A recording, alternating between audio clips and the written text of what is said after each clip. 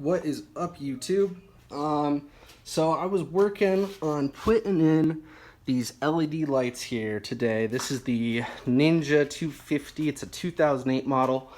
And I'm putting in these little LED headlights. These are an H7 for this model. You can see here's the ones that are in here. Now, you don't have to pull the whole front cowling off for this thing, but they do not fit in there perfectly from the factory. So I'm going to show you what I did to make it work. So in the front headlight, there is a little bracket in there that holds in those old light bulbs, okay? Now, the new LED lights are way too big for that bracket to be held in, okay? They go in behind these little rubber cups in here, and then this is the whole LED fan that sticks out of the back here, okay?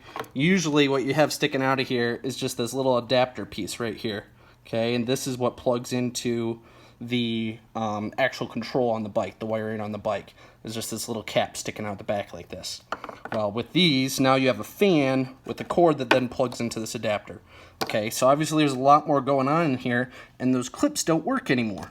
So what I did, after I put them in, I found that these things, these fans, were super loose in here, and they were rocking back and forth. If you were to hit a bump, your LEDs would be bouncing all over the place.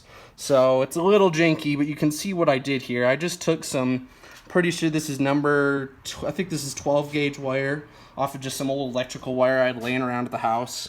And I basically just wrapped it around each side of these brackets, put it back behind these, and then kind of just tighten it down. I make a couple little bends in here to get it nice and tight on there.